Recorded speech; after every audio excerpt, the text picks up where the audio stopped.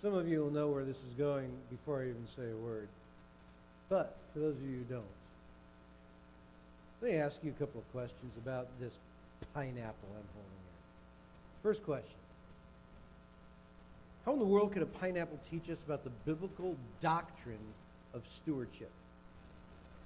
It's a good question. In fact, how could a pineapple help one person see all of the hidden, dark sinfulness in his own life? Perhaps most importantly, how could a pineapple lead hundreds of people to Jesus Christ? If you don't know, you will by the end of the service. I'm going to set this here, just so I don't forget to tell you the story later.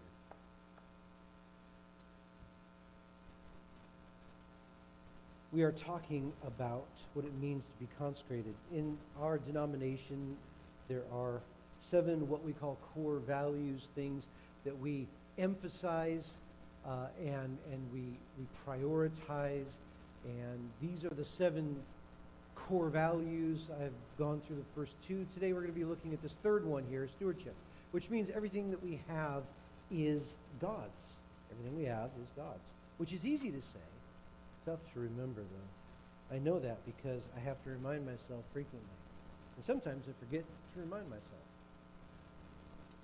Everything that we possess is from God and belongs to God. And if you are like me, you think to yourself, okay, is there some Bible passage or principle that you're getting that from? And you should ask that. In fact, you should insist that everything I say is drawn from Scripture. And probably the easiest way to demonstrate stewardship as a doctrine is to go to Psalm 24, which says, the earth is the Lord's and the fullness thereof. The fullness, the wholeness, the completeness, everything in it. The world and those who dwell therein, for he has founded it upon the seas and established it upon the rivers. In other words, because God made it all belongs to him. In fact, even stuff that we as human beings manufacture, we make from stuff that he gave us. It all belongs to God. Everything. No matter how hard you work for it, how much you sacrifice for it, no matter what it costs you, ultimately, it all belongs to God. The difference is that some people recognize that and other people do not. But Jesus praised this attitude when he found it in individuals during his earthly life. For example, the widow with 2 mites. You remember the story? There were some people walking in to the temple with a wheelbarrow full of money, like, look at all that I'm giving. And then she comes in, she's got these 2 copper coins worth about a penny. Drops them in. And Jesus pointed her out to his disciples. He said, truly I say to you, this poor widow has put in more than all those who are contributing to the offering box. For they all contributed out of their abundance, but she, out of her poverty, put in everything that she had. And she was not the only person confronted with that kind of a choice in the Gospels. You remember the rich young ruler. He knew that he was missing something, but he couldn't quite put his finger on it. He went to Jesus. He said, what do I still lack? Jesus said, well, you got to keep all the commandments. I kept those. I've kept them ever since I was young. I've never killed anybody. I don't covet. He didn't have to covet because he had plenty, apparently. He didn't take the Lord's name in vain. Didn't create idols. Didn't commit adultery. So Jesus looked at him. Tells us in the book of Mark. And Jesus looked at him and loved him. And he said, the only thing you're missing is give away everything you possess. Then come follow me. And he walked away sad because he couldn't do it, because it's hard to do. It's incredibly hard to do, and Jesus acknowledged that it was hard to do. In fact, he told his disciples, easier for a camel to go through the eye of a needle, whatever he meant by that. And his disciples were like, well, in that case, who could even be saved? If it's really that hard, how is this even going to work out? Why in the world is it so difficult? I can think of a lot of reasons just from my own experience. So I'm going to share some with you. Maybe you could add others to this list. I don't know. But these are 3 things that occurred to me that make it difficult for us to have that attitude that my stuff is really God's stuff. It's not mine. And one reason is because we rely on our stuff. We tend to rely on it. For example, let me just give you this as an example. Oh no, I'm sick. What am I going to... Oh, it's okay, I have health insurance. Whew.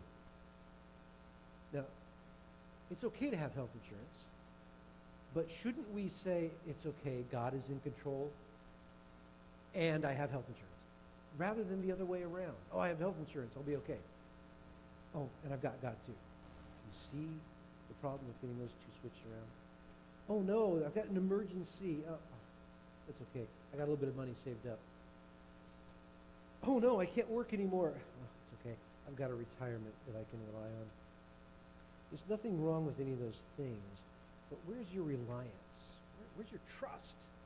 Where's my trust, I should ask. If we say first, it's going to be okay because God, then we won't be in as much danger of making an idol out of our things, which is easy to do. If that's what we're trusting, then they're an idol. Another problem is, and maybe this is more a problem the younger you get, is that we identify ourselves with our stuff. This is not only a problem for young kids, but about 20, 25 years ago, people who work in marketing realized that they could sell more stuff if they got people to identify with their products. So instead of saying, for example, I prefer to drive a Chevy because I've had more success driving a Chevy, they want to get people to say, I'm a Chevy guy. You see, your identity is being attached to a thing. Or, I'm not a Coke person, I'm a Pepsi person. You see how that works? And they have been phenomenally successful with that sort of thing. If you step back and you think about that process of identifying with stuff, it's really ridiculous, and it seems ridiculous. Just the other day, I heard a car commercial. This is it's so dumb, it's almost offensive. But I heard this car commercial which said, and I quote, I wrote it down so I wouldn't forget it, a Cadillac is a celebration of self-expression. First of all, what does that even mean? Secondly, okay, I want to express the kind of person I am. So I'm going to go take out a loan from a bank to buy a car made by someone else that's owned by 10,000 other people so people can see who I really am. Or look at my car. I promised myself I wasn't going to make fun of them, but it's hard. It's hard. You know, we don't only do that with expensive toys, though. You can identify with your stuff if it has sentimental value. Heirlooms, hard to get rid of. I've got stuff that I cherish because it was given to me by someone I care about. But we got to be careful with that sort of thing. I saw a cartoon just the other day. A man standing with his adult son in front of an open garage. It's just packed full of things, golf clubs and who knows what all in there. And this older fellow is saying to his son, someday all of this will be yours. And his son is thinking, yeah, that's what I'm afraid of. Right? Yeah. I know. I've got a good friend from my previous church. They had a house fire, and they lost everything, 100%. Everything except, what they had in the bank. Everything on their property was gone. And 10 years after that event took place, he and I were helping somebody pack up to move. They were moving out of town. We filled the U-Haul, and then this guy's son brought a horse trailer, a 24-foot horse trailer. We filled that up too. We still had a few extra things left over.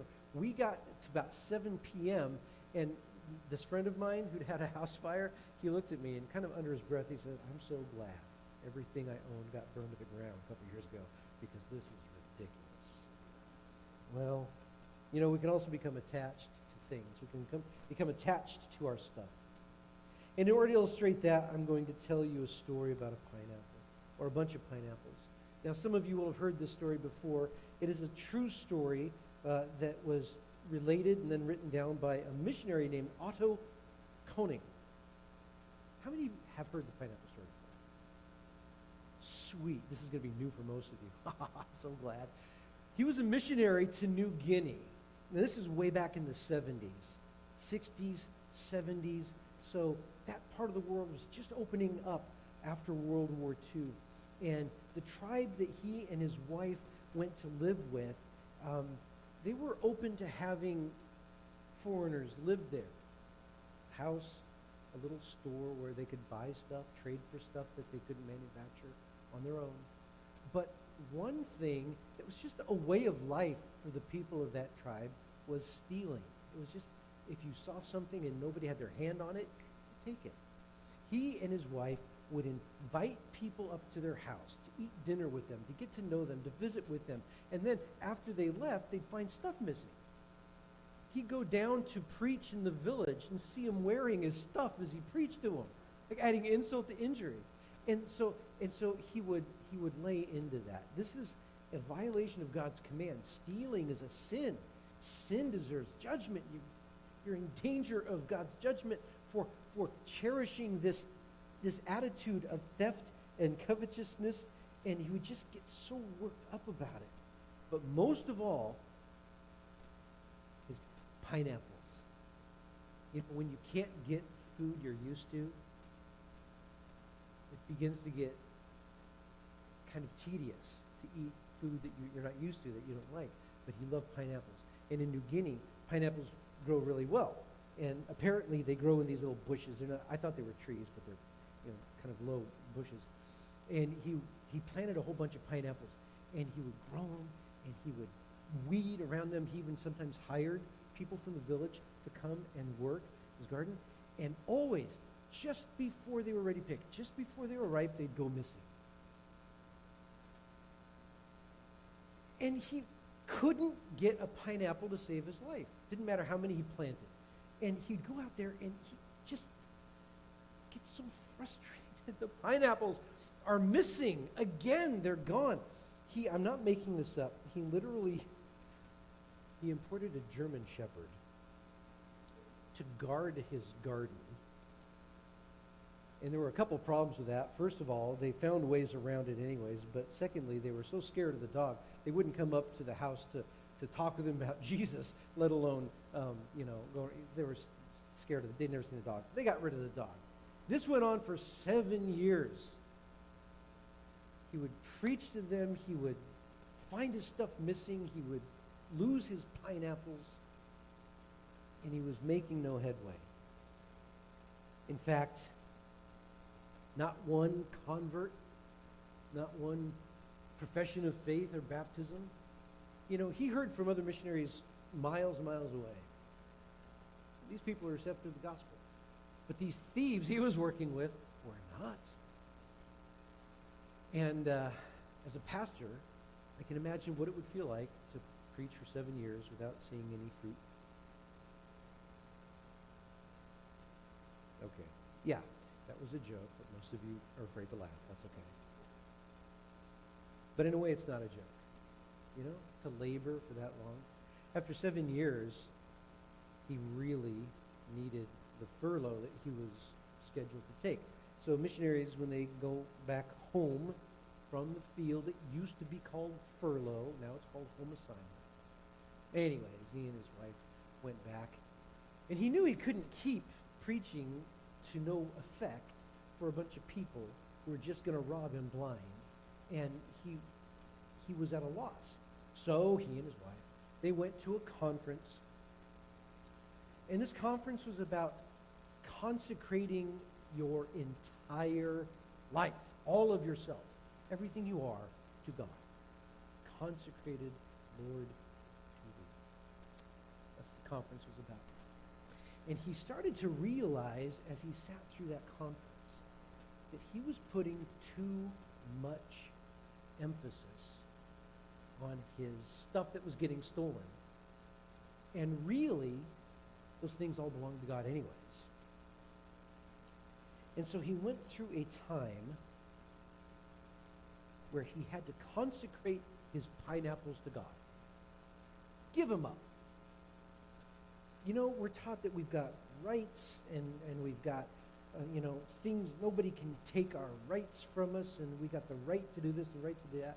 But he came to a point where he cared more about consecrating his life to God than holding on to what he had. went back to New Guinea, and he could feel the freedom. His pineapples are still disappearing. But it wasn't eating him up inside, you see, because he had decided to give them to God. He'd go out to the pineapple plant and look at it, poor barren pineapple plant. And he'd pray, "Oh Lord, I hope they're enjoying your pineapples." And it was a whole level of freedom that he hadn't experienced in 7 years, which of course they noticed. The people he's working with, they noticed that he wasn't angry about the missing pineapples, and they asked him at one point why he wasn't worked up about the pineapples any longer. And he told them, "Well, they're not mine. Gave them to God." And that's where this story takes a twist, because it's one thing to steal from a random white person, but it's another thing if what you're stealing actually belongs to God. Because unbeknownst to Otto or his wife, ever since they had returned to New Guinea, the people of this tribe had been going through an unprecedented run of bad fortune. Illnesses they couldn't explain, hunting trips that were turning up nothing, crops that weren't growing. And they got together, and they said to each other, this could be because we've been stealing from God. Maybe we ought to stop. And they did. Now, if the only thing that happened from this story is that Otto got his pineapples, which he did eventually get to enjoy pineapples when they realized they should stop stealing from God, that would be fine. But that is not really the point of the story. Not by a long shot, because they had another question for him. One day, one of the villagers asked him if he was a Christian. And he said, "What are you talking?" He said, "For 8 years I've been preaching about Jesus. Why else would I have come? Of course I'm a Christian. Why do you ask me that question?" And they said, "Well, all these years you've been preaching to us about what a follower of Jesus is like, what their life is like, what their heart is like, what their attitude is like, and that's how you've been acting for the last year since you returned. And we always wondered whether we would meet a Christian like you've been talking about."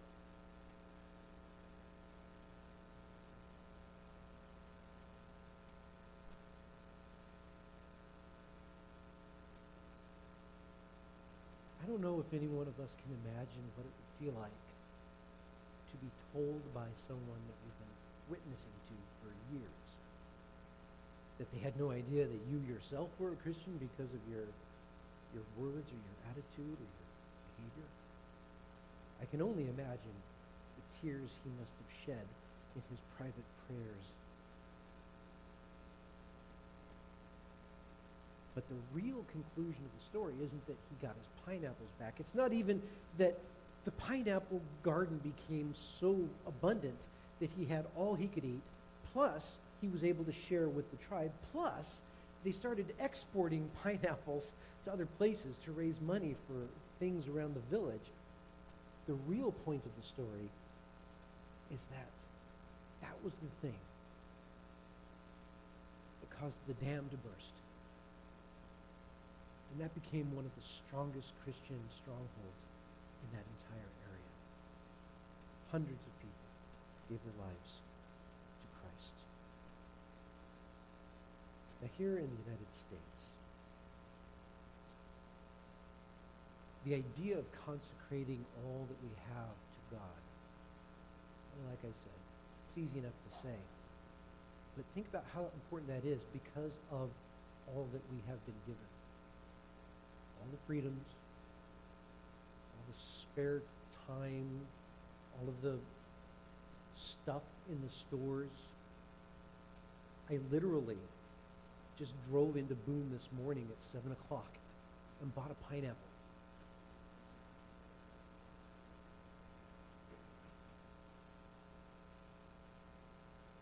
God's word says, "From those to whom much has been given, much will be required." And because we have such a high standard of living, because we have what we've called the American dream, I don't think there's ever been another culture in the whole history of the world with a higher level of comfort and convenience of personal affluence. And if it's true that wealth is a dangerous temptation, then we as Americans are faced with the strongest temptation of any people who have ever lived anywhere at any time. That's why it's so important to remember that everything we have really belongs to God. If we don't remember that, then this unprecedented blessing that God has given us can become an idol. And the stronger the blessing that we turn into an idol, the stronger the idol itself will end up being. And that is something that I hope and pray we are all determined to avoid, at least for ourselves, at least for our church family. We are. Chris, I'm going to ask you to come on forward. He's going to lead us in a song as we close. And as he comes up, I'm going to ask you to pray with me. Lord, I want to acknowledge right now before you what your word teaches us. That all that we have received from you. Every gift, every good and perfect thing, it all comes from you. And it all is yours.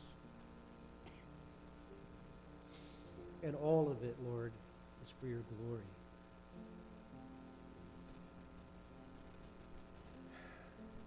Would you help us to truly know the depth of our blessings? And would you help us to be determined to consecrate each one of them to you for your glory and for our freedom? I pray this in Christ's name.